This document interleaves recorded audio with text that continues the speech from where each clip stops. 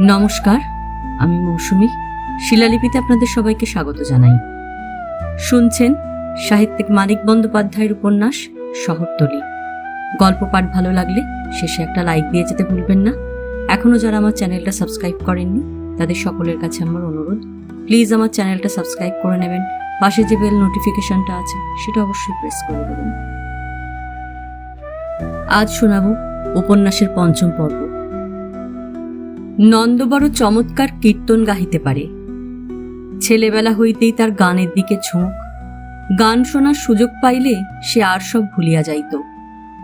এখনো ভুলিয়া যায় গান শোনার সময় আর নিজে গাওয়ার সময়। মাইলখানেক দূরে কদমতলার বিখ্যাত কীর্তনিয়া দীননাথ তাকে কীর্তন শিখাইয়াছে। শিক্ষা এখনো শেষ হইয়াছে বলা যায় না, তবে যেটুকু নন্দ শিখিয়াছে সাধারণ লোকের পক্ষে তাই যথেষ্ট। আর কিছু শিখাইবার মতো বিদ্যা গুরুরও আছে কিনা সন্দেহ। তবু নন্দ এখনো নিয়মিতভাবে শিখিতে যায়। দীননাথ যা শেখায় ব্যাকুল আগ্রহে তাই শেখে। মাঝে মাঝে 2-4 টাকা গুরু দক্ষিণা দেয়। কীর্তন দীননাথের জীবিকার উপায়ও বটে, জীবনের একমাত্র নেশাও বটে। এখনো পর্যন্ত নন্দর এটা শুধু নেশা হইয়াই আছে। নন্দর ইচ্ছা শুধু কীর্তন করিয়াই জীবনটা কাটাইয়া দিবে। কীর্তনের মতো আর কি আছে জগতে? সোনার মতো নাম বলিয়া সুবর্ণ যার নাম, তার কথা অবশ্য আলাদা। তবে নন্দর কল্পনার চিরন্তনী রাধার সঙ্গে ভাবভঙ্গি চালচলন কোনো দিক দিয়াই সুবর্ণর মিল নাই বলিয়া নন্দর বড় আফসোস। কথা, সুর, ভাব ও আবেগ এইসব নিয়া যে কীর্তন, নন্দর মনে সত্য সত্যই তার একটা মূর্তি আছে। কখনো স্পষ্ট দেখিতে পায়, কখনো আবছা হইয়া যায়। সুবর্ণর সঙ্গে কতকটা মিল আছে মূর্তিটির, কিন্তু সে মিল কোনো কাজের মিল নয়, তার কোনো দাম নাই। নন্দর রূপ ধরা কীর্তন বিজনে বসিয়া মালা গাঁথে। ফুল গাছের পাতাটি খসিয়া পড়ার শব্দে চকিত হইয়া ওঠে, উৎসুক চোখে চাহিয়া থাকে। চুল আর আঁচল উড়াইয়া যমুনা নামক নদীর তীরে ছুটিয়া যায়। ধুলায় সোনার অঙ্গ লুটাইয়া কাঁদে, অভিমানে মুখ ভার করিয়া থাকে। আরো কত কি করে। সুবর্ণকে নন্দ কোনোদিন এসব করতে দেখে নাই। মাঝে মাঝে এখানে ওখানে দীননাথ দলবল সহ কীর্তন গাহিতে যায়, নন্দও সঙ্গে যায়। কোনোদিন গুরু আসর জমায়, কোনোদিন শিষ্য। সাধারণ জীবনে নন্দ ভীরু ও লাজুক, চোখ তুলিয়া লোকের সঙ্গে কথা বলিতে পারে না।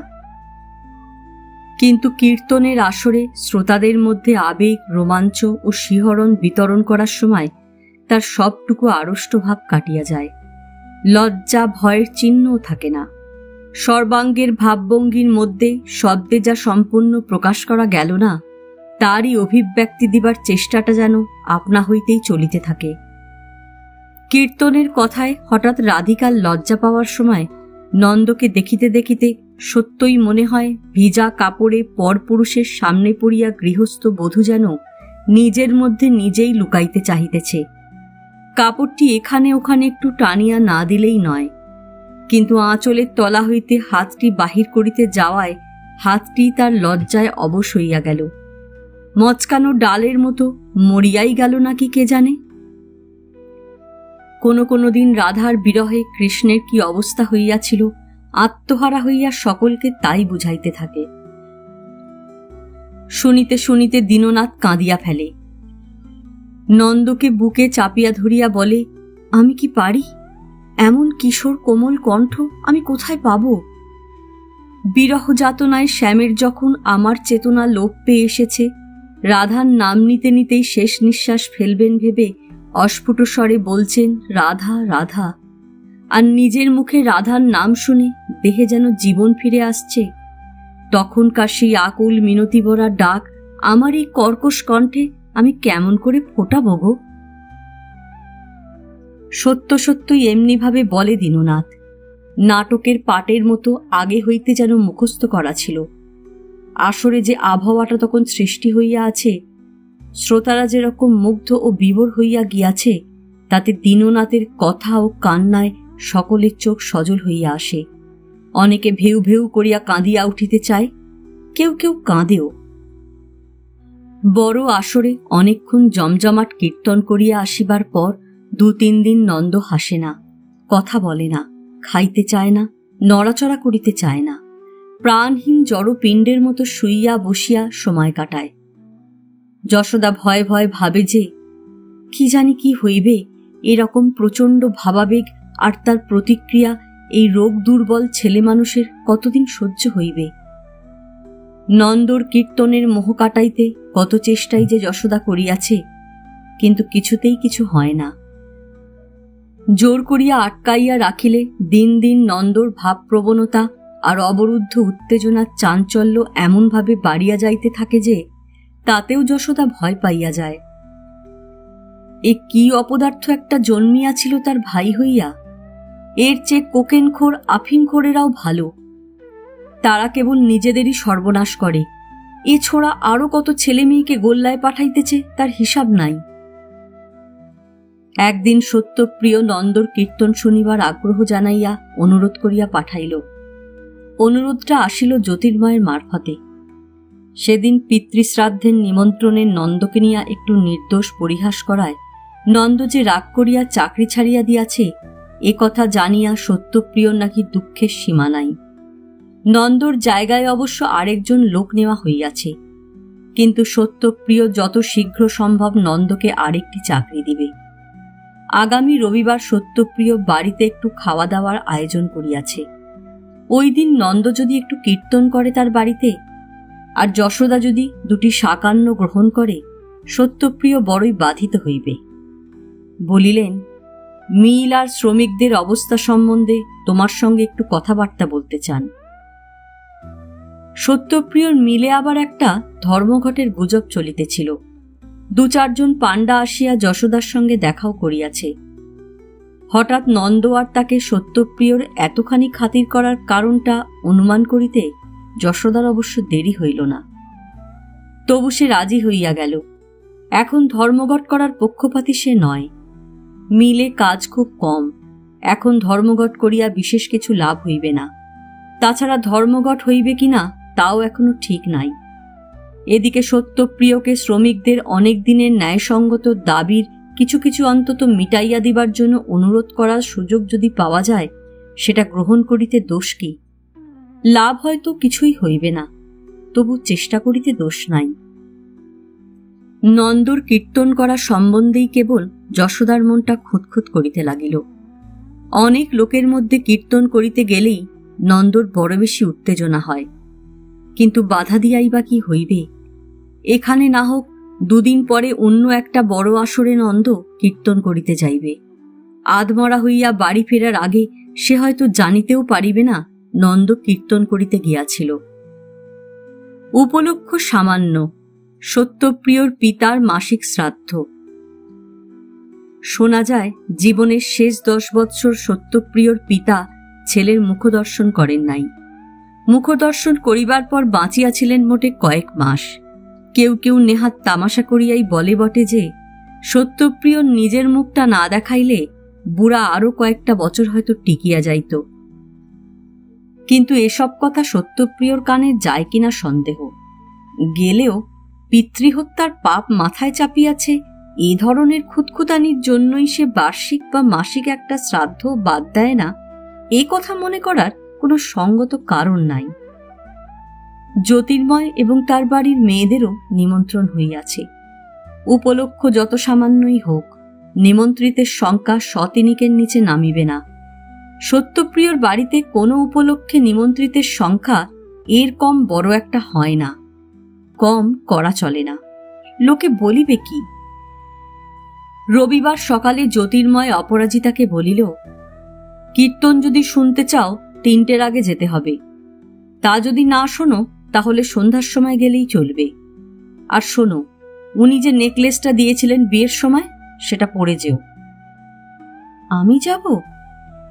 অপরাজিতা বিবর্ণ মুখে জিজ্ঞাসা করিল। যাবে না? ওর বাড়ির নেমন্তন্ন, এত কাছে থেকে না গেলে চলবে কেন?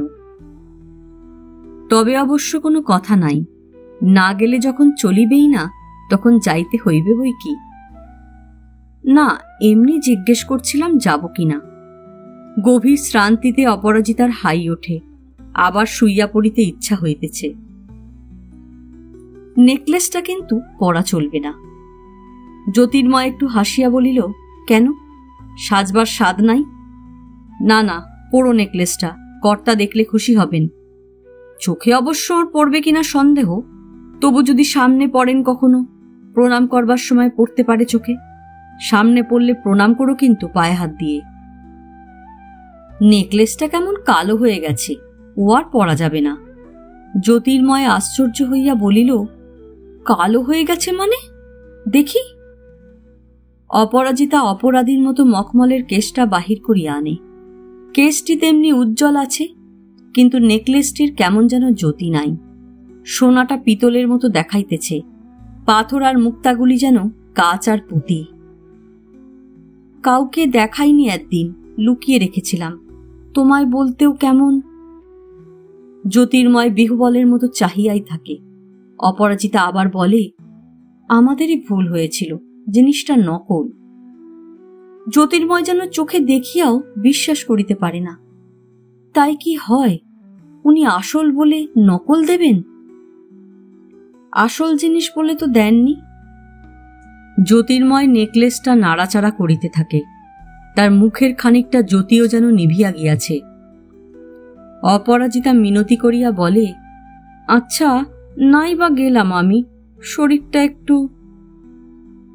শুনিবা মাত্র কি রাগটাই যে জ্যোতির্ময়ের হয়। চোখ পাকাইয়া সে বলে, বড় ছোট মন তো তোমার, যদি দিয়েই থাকেন একটা নকল জিনিস, তাই বলে ওর বাড়ি যাবে না তুমি? মাস গেলে উনি মাইনে দেন বলে দুবেলা পেট ভরছে, সেটা খেয়াল আছে? অন্য কেউ হয়তো বলিত যে একা সত্যপ্রিয় নয়, কাজ করিলে সকলেও মাস গেলে মাহিনা দিয়া থাকে। এটা এমন কিছু সৃষ্টি ছাড়া উদারতার পরিচয় নয়। অপরাজিতা চুপ করিয়া দাঁড়াইয়া রহিল। মখমলের কেসটা বন্ধ করিয়া তার হাতে দিয়া জ্যোতির্ময় বলিল, বাক্সে তুলে রেখে দাও, কেউ যেন না দেখে, কাউকে বলো না। নেকলেসটা নকল বলিয়াই যেন জ্যোতির্ময় রাগ করিয়া বেলা 1টা বাজিতে না বাজিতেই গাড়ি আনিয়া সকলকে সঙ্গে করিয়া বাহির হইয়া পড়িল। কেবল নিমন্ত্রণ রাখিতে যাওয়া নয়, এখন হইতে রাত্রি 10টা-11টা পর্যন্ত অপরাজিতাকে সত্যপ্রিয়র বাড়িতে থাকিতে হইবে। যশোদার সরু গলির মুখে গাড়ি দাঁড় করাইয়া তাকে ডাকা হইল। কিন্তু যশোদার এখন গেলে চলিবে না, ও বেলার রান্না বান্নার ব্যবস্থা করিয়া যাইতে হইবে। সন্ধ্যার সময় যশোদা যখন সত্যপ্রিয়র বাড়িতে গেল, নিচের প্রকাণ্ড হলঘরটিতে নন্দর কীর্তন চলিতেছে। হলঘরটি পুরুষ শ্রোতায় ভরিয়া গিয়াছে। পাশের 2টি ঘরের বড় বড় 4টি দরজার কাছে মেয়েদের ভিড়। নন্দর কীর্তন শুনিবার লোভ যশোদার কম নয়, তবু সে না শুনিয়া এড়াইয়া চলিবার চেষ্টাই করে। পাড়ায় কোথাও নন্দর কীর্তন হইলেও সহজে যাইতে চায় না। সে ভাবিয়াছিল এতক্ষণে কীর্তন শেষ হইয়া গিয়াছে। একটি দরজার কাছে মেয়েদের মধ্যে বসিয়া কীর্তন শুনিতে শুনিতে সে ভাবিতে থাকে, আজ তো বিভোর হইয়া নন্দ ঘণ্টার পর ঘণ্টা কীর্তন করিয়া চলিয়াছে, কাল তার কি অবস্থাটাই না জানি হইবে। কিন্তু বেশিক্ষণ যশোদা এসব দুশ্চিন্তা মনের মধ্যে পুষিয়া রাখিতে পারে না। নন্দর কীর্তন শুনিতে শুনিতে যশোদারও মানসিক জগৎটা ধীরে ধীরে একেবারে বদলাইয়া যায়। কেমন একটা অস্বস্তি বোধ হয়, বুকের মধ্যে আকুলি বিকুলি করিতে থাকে, আর যত সব আবোল তাবোল খাপ ছাড়া কথা মনে আসে। নন্দ এদিকে নিজেই রাধা হইয়া তার কৃষ্ণের মতো কালো তমালকে কত যে মনের কথা বলে, আর যশোদা এদিকে ভাবিতে থাকে যে ধনঞ্জয়টা সত্যই কি নিষ্ঠুর। এ জগতে কেবল সেই পারে যশোদাকে বুকে তুলিয়া লইতে, কিন্তু একবারও কি সে বলিল, এসো যশোদা, আমার বুকে এসো? যাইতে বলিলেই যে চলিয়া যায়, সে কেমন ধারা প্রেমিক গো। বলিয়া নন্দ এদিকে যত অনুযোগ করে, যশোদার তত মনে হয় তাই তো বটে, ঠিক তো। সে কাছে ঘেঁষিতে দেয় না বলিয়া কাছে ঘেঁষিবে না? কেমন ধারা মানুষ ধনঞ্জয়। তারপর একসময় সুবর্ণর দিকে চোখ পড়ায় যশোদা যেন চেতনা ফিরিয়া পায়, মনটা ছ্যাঁত করিয়া ওঠে। মুখখানা লম্বাটে হইয়া গিয়াছে সুবর্ণের, ছোট একটু হাঁ করিয়া আছে, 2 চোখ বড় বড় করিয়া খোলা, কি একটা রোগের যন্ত্রণায় মেয়েটা যেন মুখ ভেঙচি দিয়াছে। একটু আগে তার নিজের মুখভঙ্গিটা কিরকম হইয়াছিল কে জানে। আর ধনঞ্জয়ও তো কাটা পা নিয়া পড়িয়া আছে হাসপাতালে। জোর করিয়া যশোদা বাড়ির কথা ভাবিতে আরম্ভ করে। এসব পাগলামিকে আর প্রশ্রয় দিবে না। সকাল সকাল সে রান্না সারিয়া রাখিয়া আসিয়াছে। ও বাড়ির নদের চাঁদের বউকে পরিবেশন করিতে বলিয়া আসিয়াছে। কিন্তু খাওয়ার সময় বোধহয় গোলমাল বাঁধিবে। যা শয়তান তার বাড়ির লোকগুলি হইচই এত ভালোবাসে। এসব কথা ভাবে বটে যশোদা, কিন্তু ভাবিতে যেন ভালো লাগে না। আবেগে ব্যাকুল হওয়ার জন্য মনটা আকুলি বিকুলি করিতে থাকে। ঘর বাড়ি ভাড়াটে ডাল ভাত পরিবেশন এ সমস্তের চিন্তায় রস কই, নেশার মতো রস। এদিকে কাশীবাবুর সঙ্গে কথা বলিতে বলিতে মাঝে মাঝে সত্যপ্রিয় জ্যোতির্ময়কে জিজ্ঞাসা করিতেছিল যশোদা আসিয়াছে কিনা। যশোদার সম্বন্ধে আজ তার আগ্রহের সীমা নাই। কীর্তন শেষ হইবার পর যশোদাকে সঙ্গে করিয়া জ্যোতির্ময় দোতলার এক প্রান্তে একটি মাঝারি আকারের ঘরে নিয়া গেল। এটি সত্যপ্রিয়র অবসর যাপনের ঘর। এক পাশে প্রায় চৌকির মতো সাদাসিধে ছোট একটি খাটে বিছানা, একটি রিভলভিং বুক সেলফে কতকগুলি বই, আর মেঝেতে আসন করিয়া বসিয়া লিখিবার জন্য একটি ডেস্ক ছাড়া আর কোনো আসবাবের বালাই নাই। একটি চেয়ারও চোখে পড়ে না। বাড়ির অন্যান্য অংশে গৃহস্বামীর ঐশ্বর্যের নির্লজ্জ বিজ্ঞাপন দুই চোখ ভরিয়া দেখিতে দেখিতে এ ঘরে আসিয়া ঢুকিলে মনে হয় এখানে বুঝি কোনো সংসার বিরাগী নিষ্পৃহ সন্ন্যাসী বাস করে। সত্যপ্রিয়র বেশ আর ঝকঝকে মেঝেতে তার বসিবার ভঙ্গি দেখিয়া কথাটা আরো বেশি করিয়া মনে হয়। সত্যপ্রিয়র বেশ দেখিয়া জ্যোতির্ময় পর্যন্ত আজ একটু অবাক হইয়া গেল। যশোদাকে ডাকিয়া আনিতে যাওয়ার সময় সত্যপ্রিয়র পরনে সাদা কাপড় ছিল, গায়ে জামা ছিল। দূরে কোথায় অসময়ে বাদলা দেখা দেওয়ায় শহরতলিতে শীতের আমেজ টের পাওয়া যাইতেছিল। এখন কিন্তু খালি গায়ে হাঁটুর ওপর কাপড় তুলিয়া সত্যপ্রিয় মেঝেতে আসন পেরি হইয়া বসিয়াছে। পরনের কাপড়খানা গরদের, কাঁধে মোটা পইতে, গলায় রুদ্রাক্ষের মালা, বাহুতে অনেকগুলি কবজ ও তাবিজ, কবজির কাছে স্ফটিকের জপমালা জড়ানো। মনটা হঠাৎ যেন কেমন করিয়া উঠিল জ্যোতির্ময়ের। সত্যপ্রিয় কি দর্শক অনুসারে বেশ বদলায়? সত্যপ্রিয়কে নানা বেশে সে দেখিয়াছে। কোনোদিন হ্যাটকোট পরা খাঁটি সাহেবী পোশাক, কোনোদিন মাথায় টুপি, গায়ে লম্বা কোট খানিকটা, পশ্চিম ভারতীয়ের পোশাক, কোনোদিন মটকার পাঞ্জাবি, কোঁচানো ধুতি, কাঁধে ভাঁজ করা চাদর, বাঙালি পোশাক, কোনোদিন মাঝে মাঝে সত্যপ্রিয়র বেশে মুসলমান ভদ্রলোকের বেশের একটু ধাঁচ যে কি করিয়া আমদানি হয় জ্যোতির্ময় বলিতে পারে না। আজ হঠাৎ জ্যোতির্ময়ের মনে পড়িয়া গেল যতবার সত্যপ্রিয়কে সে ভিন্ন ভিন্ন পোশাকে দেখিয়াছে তার প্রত্যেকবার বিশেষ প্রয়োজন হয় ভিন্ন দেশীয় কোনো বিশিষ্ট ব্যক্তির তার সঙ্গে দেখা করিতে আসিবার, অথবা তার নিজের গিয়া দেখা করিবার কথা ছিল। ঘরের রিক্ততা ও সত্যপ্রিয়র বেশ যশোদাকেও একটু কাবু করিয়া ফেলিয়াছিল। মানুষটাকে প্রণাম করিবার কোনো সংকল্পই তার ছিল না।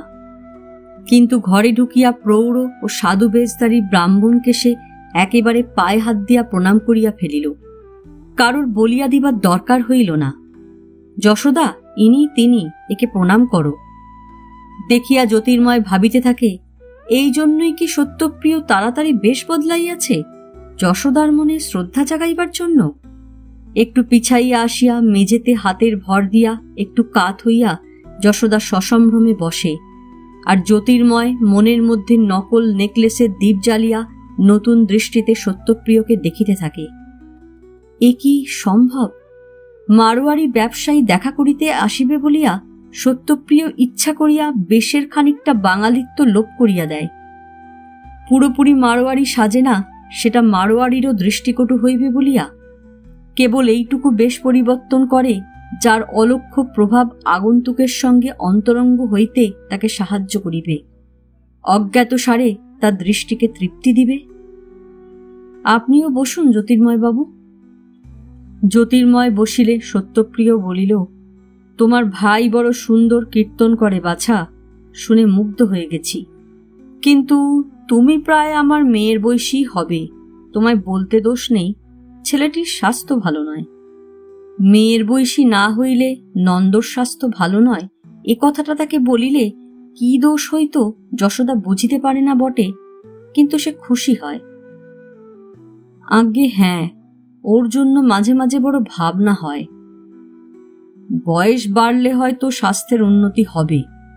পড়াশোনা কতদূর করেছে? প্রথম পাশের পরীক্ষায় ফেল করেছে। বেশ বেশ, পাশ করে তো সব রাজা হচ্ছে আজকাল। দেশের বেকার সমস্যা যে কি উৎকট হয়ে দাঁড়িয়েছে তা টের পাই বাছা আমরা। চাকরির জন্য রোজ দলে দলে ছেলেরা আসছে, তাদের দেখে কি দুঃখই যে হয়। আমার দেশের সোনার চাঁদেরা, দেশের ভবিষ্যৎ আশা ভরসা, দুটি অন্যের জন্য তারা হাহাকার করে বেড়াচ্ছে। সকলের আগে এখন আমাদের কি করা দরকার জানো বাছা? দেশের বেকার সমস্যা দূর করা। খেতেই যদি না পায় মানুষ, তবে সে করবে কি? আগে পেটের ভাতের জোগাড় করে তবে না অন্য কথা। কথা বলিতে বলিতে সত্যপ্রিয় যশোদার মুখের ভাব পরিবর্তন লক্ষ্য করিতে থাকে। পেটের ভাতের কথাটা যশোদার খুব প্রিয় বুঝিতে পারিয়া আবার বলিতে আরম্ভ করে। কিন্তু দেশকে যারা চালায় তারা কি তা বুঝতে পারে, না বুঝতে চায়? সব ভেসে চলেছে স্রোতে, নাম চাই, হাততালি চাই। না না, সবাই ফাঁকিবাজ, আমি তা বলছি না বাছা। দেশের জন্য সর্বস্ব ত্যাগ করেছেন এরকম মহৎ লোক কি নেই দেশে? অনেক আছে। কিন্তু বলো তো বাছা, তুমিই বলো, চোখ কান বুঝে শুধু ত্যাগ করলেই কি কাজ হয়? না খেয়ে যে মরতে বসেছে যথাসর্বস্ব বিক্রি করে, বিলেত থেকে দামি ওষুধ এনে খাওয়ালে সে কি বাঁচে? ইংরেজকে তারাও ধর্মঘট করো, স্বাধীনতা চাই, এই সব বলে বাবুরা চেঁচাচ্ছেন। এদিকে দেশের চাষি মজুররা খেতে পাচ্ছে না, ছেলেরা সব বেকার যন্ত্রণা সইতে না পেরে আত্মহত্যা করছে।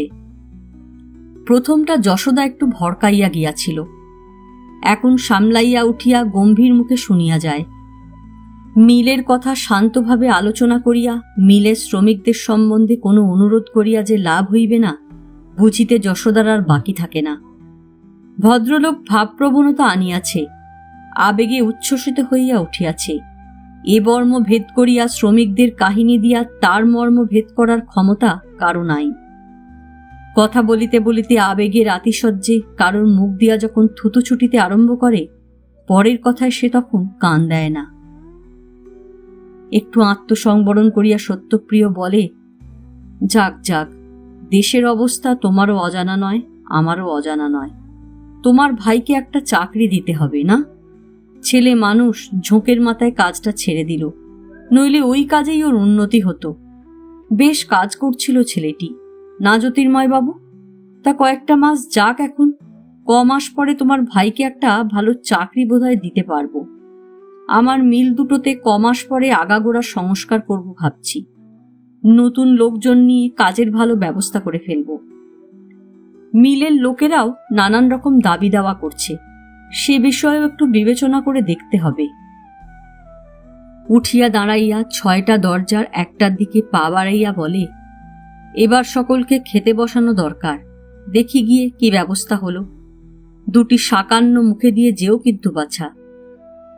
সত্যপ্রিয় চলিয়া গেলে জ্যোতির্ময় নেকলেসের কথা, সত্যপ্রিয়র বেশ পরিবর্তনের গোপন রহস্যের কথা সব ভুলিয়া গিয়া গদগদ কণ্ঠে বলিল, দেখলে চাঁদের মা, শুনলে, এমন মানুষ আর দেখেছ? যশোদা স্বীকার করিয়া বলিল, খানিক খানিক দেখেছি, এমন তুখর দেখিনি। তারপর যশোদা অন্দরে গেল। তাকে দেখিয়াই সুবর্ণ উচ্ছ্বসিত হইয়া বলিল, কি সুন্দর কীর্তন করে তোমার ভাই যশোদা দিদি, এমন আর জীবনে শুনিনি। কত সুদীর্ঘ জীবন সুবর্ণের, কত কীর্তনই সে শুনিয়াছে। সে আর জীবনে কখনো এমনটি শোনে নাই। নন্দর এত বড় সার্টিফিকেট যেন আর হয় না। গলাটা মিষ্টি বলে শুনতে ভালো লাগে, নইলে শিখেছে কচু। সুবর্ণ উত্তেজিত হইয়া বলে, না না, তুমি জানো না যশোদা দিদি, ভালো করে না শিখলে কেউ এমন করে গাইতে পারে? সবাই কি বলছে জানো, কীর্তন যে এমন হয় একদিন কেউ ভাবতেও পারেনি। যশোদা একটু হাসে আর মনে মনে বলে, সবাই তো তোমারই মতো পণ্ডিত। কীর্তন যে গাহিয়াছে যশোদাই যে তার দিদি শুনিয়া মেয়েরা কেউ কেউ আসিয়া তার সঙ্গে কথা বলে, কীর্তনের প্রশংসা জানায়। যশোদা প্রতিবাদ করে না, মৃদু একটু হাসিয়া কতকটা কথা বদলানোর উদ্দেশ্যে আর কতকটা মেয়ে মানুষের প্রকৃতিগত কৌতূহলের জন্য জিজ্ঞাসা করে, এ মেয়েটিকে, ও বউটিকে। অল্প সময়ের মধ্যে অধিকাংশ মেয়ের পরিচয় যশোদার জানা হইয়া যায়। নিমন্ত্রিতার সংখ্যা আজ বড় কম, কিন্তু সত্যপ্রিয়র অন্দরে যত নারী বাস করে, একটি সাধারণ কাজের বাড়ি ভরাট করিয়া তুলিবার পক্ষে তারাই যথেষ্ট। কেউ বসিয়া থাকে, কেউ ঘুরিয়া বেড়ায়, কোথাও দল বাঁধিয়া কয়েকজন গল্পগুজব করে। বেশিরভাগ মেয়েকে সুবর্ণই যশোদাকে চিনাইয়া দেয়। কোনটি সত্যপ্রিয়র মেয়ে, কোনটি তার বউ, কোনটি তার বোন, কোনটি ভাগিনী অথবা ভাইজি অথবা দূর সম্পর্কের আত্মীয়া। সত্যপ্রিয়র অন্দরের কম বয়সী মেয়েদের সম্বন্ধে সাধারণভাবে সুবর্ণ মন্তব্য করে, কি বিচ্ছিরি করে সেজেছে, এমন গেঁয়ো ওরা, গায়ে রাস রাস গয়না চাপিয়ে দিলেই যেন সাজ হয়। যশোদা ভাবে, থাকলে তুমিও গায়ে চাপাতে ছাড়তে না। সুবর্ণর মন্তব্য শুনিয়া নয়, আপনা হইতেই এই বাড়ির মেয়েদের সম্বন্ধে যশোদার একটা অস্পষ্ট ধারণা গড়িয়া উঠিতে থাকে। বাড়ির লোকের কাছে বাড়ির কর্তা কতকটা রাজার মতো। সেই একজন মানুষের ব্যক্তিত্বের ও কর্তৃত্বের চাপে কারো স্বাভাবিক বিকাশ হয় নাই, সকলেই অল্প বিস্তর বিকাশ পাইয়াছে। তাছাড়া আছে বড়লোকের অন্দরমোহনের অধিবাসিনী হওয়ার অপরিহার্য পরিণাম। এ বাড়ির মেয়ে হওয়ার অর্থই যে অন্য বাড়ির মেয়ের মতো না হওয়া, এটা সকলেই জানে। আশ্রিতা আছে বহু, কারো দাবির জোর বেশি, মান মর্যাদাও বেশি, কারোর দাবির জোর কম, মান মর্যাদাও কম। এবং এই সব হিসাব মতো এ ওর মন জোগাইয়া চলে, এ ওকে অবজ্ঞা করে, হিংসাটা হইয়া থাকে বিশ্বব্যাপী। আশ্রিতারাই কি বাড়ির মেয়েদের মন বিগড়াইয়া দেয় বেশি, আবহাওয়াটা করিয়া তোলে বেশি বিকৃত? সত্যপ্রিয় সেজ মেয়ে আর মেয়েটির সমবয়সী পিস্তুত বোনটির আজন্ম একসঙ্গে লালিত পালিত হবার ফলটা কয়েক মিনিট চোখে দেখিয়াই যশোদার তাক লাগিয়া যায়। সেজ মেয়ের কাপড়খানার দাম অনেক বেশি, গয়নাও তার গায়ে অন্যজনের চেয়ে 10 গুণ।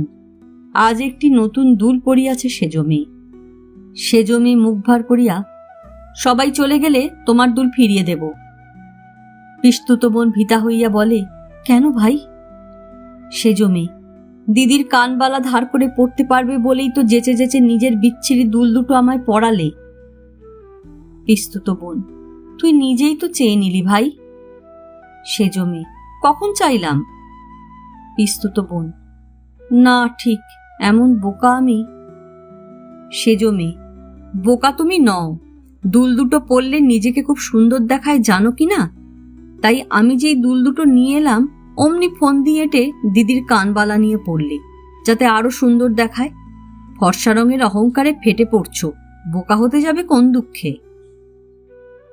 পিস্তুত বোন, আমার রংটা তো ফ্যাকাশে সাদা ভাই, তোর মতো দুধে আলতা তো নয় ভাই, কানবালা খুলে ফেলবো। বাড়ির একটি বিশেষ শ্রেণীর আশ্রিতাদের সঙ্গে খাইতে বসানো হইল।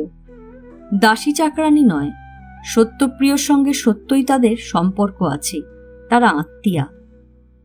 তবে সত্যপ্রিয়র মেয়ে আর বউরা যে যশোদাকে একেবারে খাতির করিল না তা নয়। একটু দূরে দাঁড়াইয়া যশোদা আর যশোদার খাওয়া চাহিয়া দেখিয়া তাদের কি ফিসফাস কথা আর চাপা হাসি। সুবর্ণ বোধহয় অন্য ঘরে খাইতে বসিয়াছিল। পিস্তুত বোনের সঙ্গে কলহের পর সেজ মেয়ের মনটা ভালো ছিল। কে একজন যশোদার দিকে দৃষ্টি আকর্ষণ করাতে সে খিলখিল করিয়া হাসিয়া ফেলিল। যশোদা তখন বড় বড় লেডিকেনি মুখে তুলিতেছিল। খাওয়াটা বন্ধ করিয়া সে বলিল, এই ছুরি, এদিকে শোন। মেয়েদের হাসি গল্পের গুঞ্জন থামিয়া গেল। সেজ মেয়ে কয়েক পা আগাইয়া আসিয়া মুখ লাল করিয়া বলিল, তোমার তো আসপদ্দা কম নয়। তোমারই বা কম কি দিদি? আমায় নেমন্তন্ন করে এনেছ, বয়সে আমি তোমার মা মাসির সমান। আমার খাওয়া দেখে কি বলে তুমি হাসলে? এরকম যে হাসতে নেই, ছোট লোকের বাড়ির মেয়েরও সেটুকু শিক্ষে আছে। আমায় তুমি ছোট লোকের মেয়ে বললে? দাঁড়াও, বাবাকে বলে তোমার মজা দেখাচ্ছি। সেজ মেয়ে ঝড়ের মতো বাহির হইয়া গেল। যশোদা খাইয়া উঠিয়া বাড়ির পিছনের বারান্দায় সত্যপ্রিয় স্ত্রীর কাছে একটু বসিল। রাত প্রায় 11টা বাজে। জ্যোতির্ময়ের বাড়ির সকলে কোথায় যে উধাও হইয়া গিয়াছে, একসঙ্গে ফেরা যাইত। সত্যপ্রিয় স্ত্রী বড় শান্ত নিরীহ মানুষ। কিছুক্ষণ আগে তার সঙ্গে দু একটা কথা বলিয়াই যশোদা এটা টের পাইয়াছিল। সবসময় কেমন যেন ভ্যাবাচাকা লাগিয়া আছে। মেয়ে নাকি কি বলেছে আপনাকে? কি আবার বলবে, ছেলে মানুষ, ওর কথার ভারী দাম। যশোদা একটু হাসিল। আপনি রাগ করবেন না, ছেলে মেয়েগুলো আমার বড় বেয়ারা। বলুন, রাগ করবেন না, বলিয়া সত্যপ্রিয় স্ত্রী যশোদার হাত ধরিল। ইস, এই জন্যই সেখানে একা বসিয়া আছে। বাড়ির গিন্নি সে, ধনীর গৃহিণীতে পরিণত হইতে না পারায় স্বামী পুত্র আত্মীয় স্বজন দাস দাসী কারোর সঙ্গে আঁটিয়া উঠিতে না পারায় একেবারে হাল ছাড়িয়া দিয়া নিজের একটা মানসিক বিকারের অবাস্তব জগতে ভাসিয়া গিয়াছে। সকলের অপরাধে নিজেকে যেখানে সে অপরাধী মনে করে, তাদের হাত ধরিয়া ক্ষমা চায়। কিছুক্ষণ পরে সত্যপ্রিয় আসিল। খাওয়া হয়েছে? বড় রাত হয়ে গেল, গাড়ি বলে দিয়েছি। গাড়ি কি হবে, এইটুকু পথ হেঁটেই চলে যাব। কিন্তু তা হয় না। যশোদা যে সত্যপ্রিয়র অতিথি, পথ যতটুকুই হোক রাত্রিকাল স্ত্রীলোক হাঁটিয়া যাওয়া চলে? যশোদা জিজ্ঞাসা করিল, জ্যোতির্ময় বাবুর বাড়ির সবাই কি চলে গেছে? আধ ঘন্টা আগে। আমি বললাম জ্যোতির্ময় বাবুকে, একটু পরে তোমাকে পাঠিয়ে দেব তোমার ভাইয়ের সঙ্গে। গাড়িটা একটু আটকা ছিল। তা তোমার ভাইকে তো কোথাও খুঁজে পাচ্ছি না যশোদা। সে তবে আগেই চলে গেছে। কীর্তন করলে ওর শরীর বড় দুর্বল লাগে। সত্যপ্রিয় নিজেই সঙ্গে করিয়া যশোদাকে গাড়িতে তুলিয়া দিল। বোধহয় সেদিন নন্দকে যে অপমান করা হইয়াছিল, আজ সুদে আসলে নন্দর দিদিকে সম্মান দিয়া তার ক্ষতিপূরণ হইতেছে। যশোদা ভাবিল, কি মতলব আঁটছ তুমি কে জানে।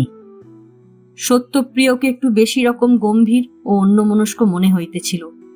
যশোদাকে আর একদিন আসিবার জন্য অনুরোধ করিল। শুনলাম বেয়াদবির জন্য মেয়েকে নাকি ধমক দিয়েছ। আমার কাছে নালিশ করতে এসেছিল, আমিও ধমক দিয়েছি। তবে আমার বাড়িতে আমার মেয়েকে অমন করে বলবার সাহস কারো হতে পারে ভাবতেও পারিনি যশোদা। ছেলে মানুষের দোষ দেখিয়ে দেব, তাতে আর সাহসের কি আছে। সত্যপ্রিয় হঠাৎ যেন বড় সরল হইয়া গিয়াছে। যশোদার সঙ্গে যেন তার অনেক দিনের পরিচয়। ম্লান মুখে একটু হাসিয়া বলিল, তুমি জানো না যশোদা, আমার চাকর বাকরদের দোষ দেখিয়ে দেবার সাহস পর্যন্ত অনেকের হয় না। যাদের কোনোদিন একটি পয়সা পাবার ভরসা নেই, যারা চায়ও না একটি পয়সা, তারা পর্যন্ত ভয় মরে আমি পাছে চটে যাই। এ কথার জবাবে যশোদা কিছু বলিল না। প্রত্যাশা না থাকে সত্যপ্রিয় চটিলে যে ভয়ের কারণ আছে, এটুকুও সে বোঝে। টাকা অনেক কিছু করিতে পারে। তার বাড়ির কাছে এমন দু একজন মানুষ বাস করে, যাদের হাতে মোটে 100 টাকা গুঁজিয়া দিলে একদিনই সত্যপ্রিয়র মাথাটা ফাটাইয়া কয়েক মাস জেল খাটিয়া আসিতে রাজি হইয়া যাইবে।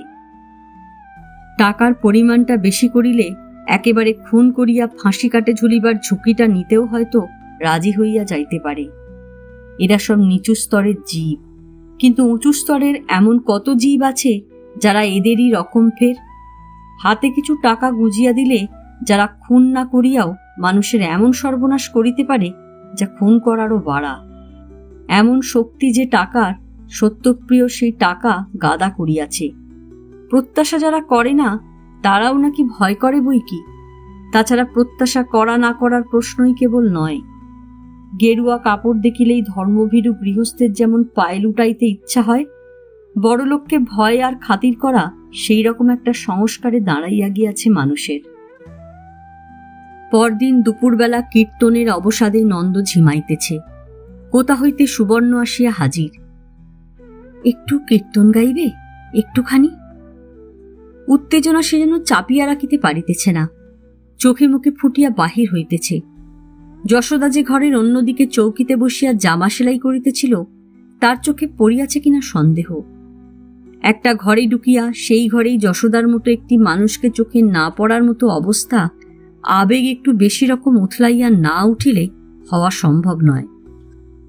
নন্দ মুখ কাঁচুমাচু করিয়া বলিল, এমনি তো হয় না, মানে আয়োজন চাই কিনা অনেক, আর অনেকক্ষণ ধরে না গাইলে। এ বাড়িতে সুবর্ণের আসাটা খাপছাড়া ব্যাপার, তাও এমন অসময়।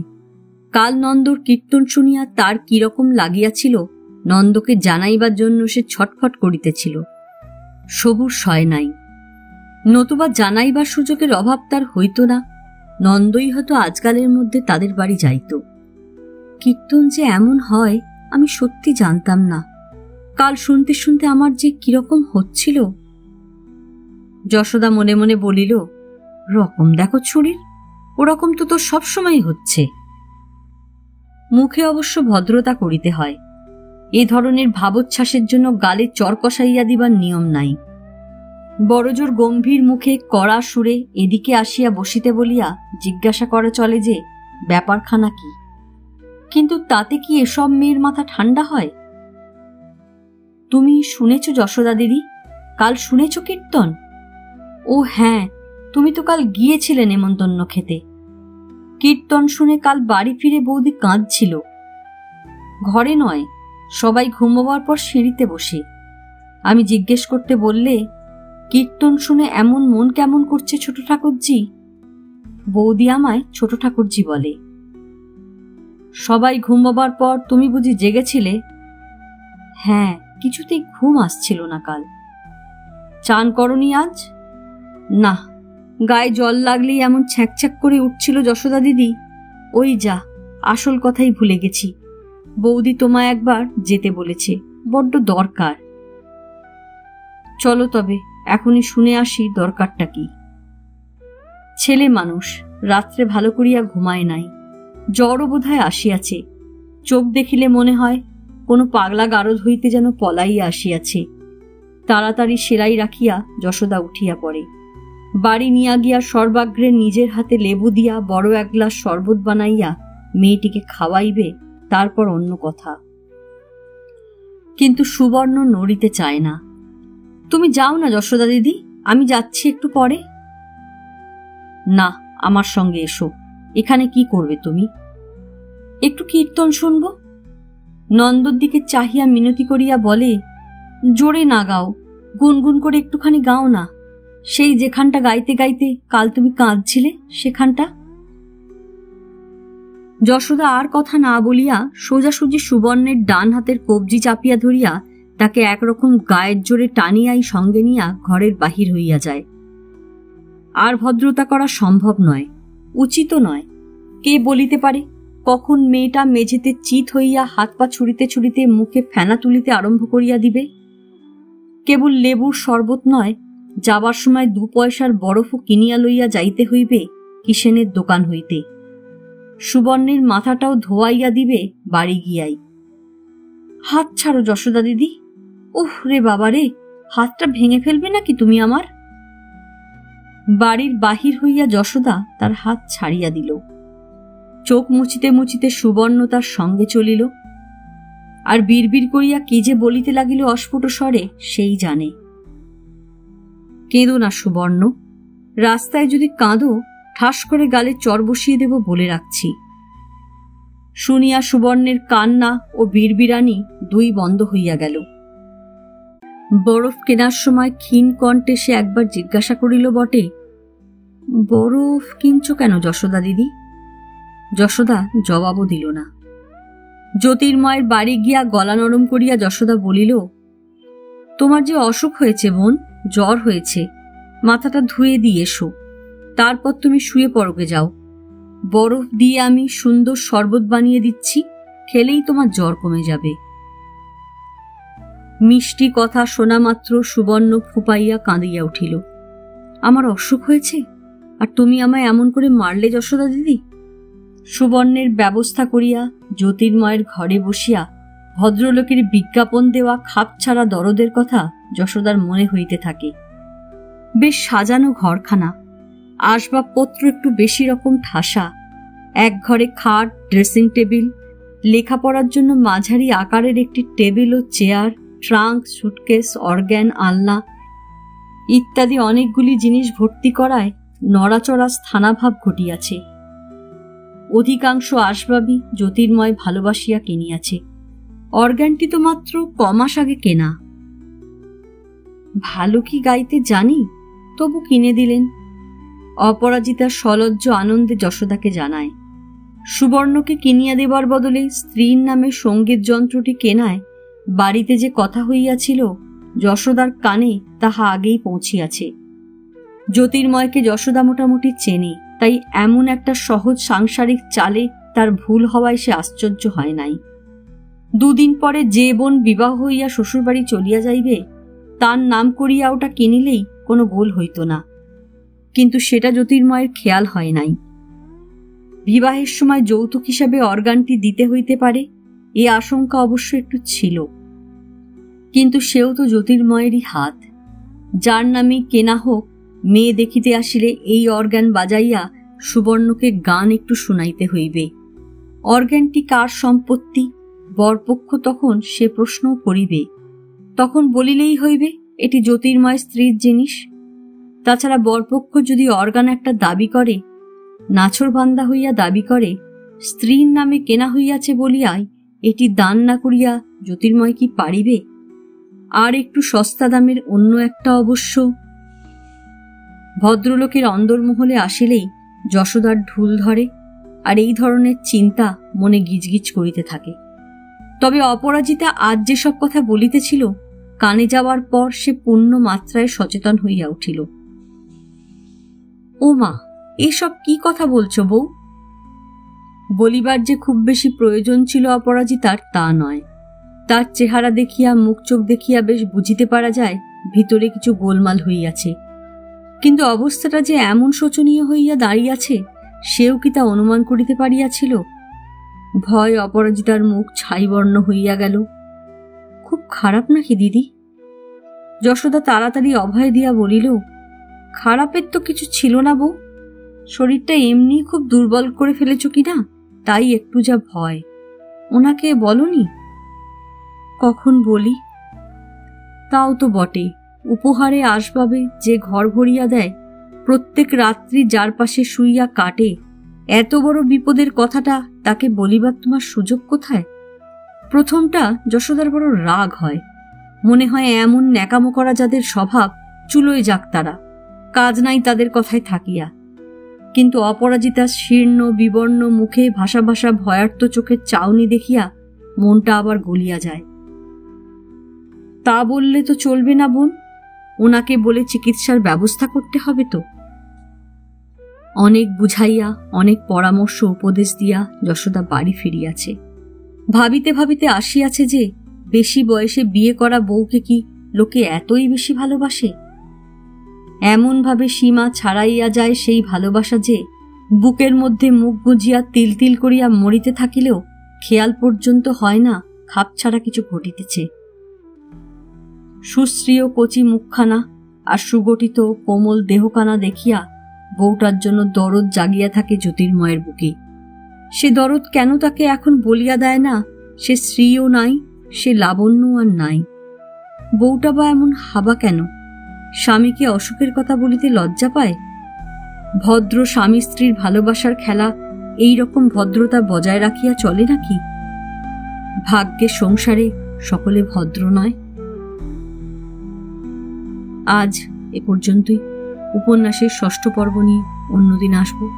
গল্প পাঠ ভালো লাগলে লাইক, শেয়ার, কমেন্টস করতে ভুলবেন না। আজকের মতো নমস্কার।